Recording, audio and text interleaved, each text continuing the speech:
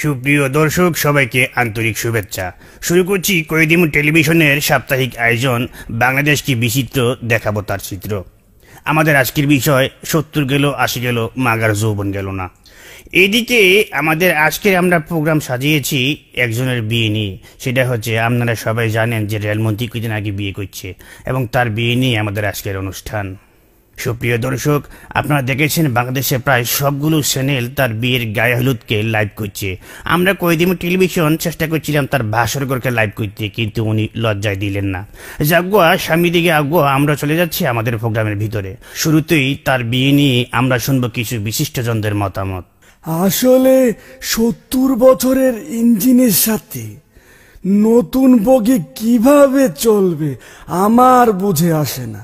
তবে হ্যাঁ, যেহেতু ইঞ্জিনের সাথে বগি লেগেছে, ভালো চলুক, এটা আমরা সবাই চাই। তবে হ্যাঁ, পদ্মা সেতু কিন্তু হবেই। হ্যাঁ, না এখন ওই মাটি পরীক্ষা চলছে, পদ্মা সেতু হবে এবং সেই সেতুর উপর দিয়ে এই বগি এবং ট্রেন কিন্তু চলবে। এই নিয়ে রাজনীতি করার কিছু নেই। আসলে মুজিব ভাই এই বয়সে বিয়ে করেছে, আপনি তো কয়দিন পরে ঠিকই মারা যাবেন, কিন্তু মেয়েটি কি করবে, সে তো জ্বলে পড়ে মরবে। যাই হোক, বিয়ে যেহেতু করেছেন, আপনাকে একটাই পরামর্শ দেব আইনজীবী হিসেবে। আপনার যদি কোনো সমস্যা হয়, আপনাকে আমি একটাই পরামর্শ দেব, আপনি কলিকাতা হারবাল বা মাদ্রাজ হারবালের কাছে যাবেন। হ্যাঁ, না লাকি মলম তো আমি অন্য কাজে ব্যবহার করি, এটা এই কাজে না।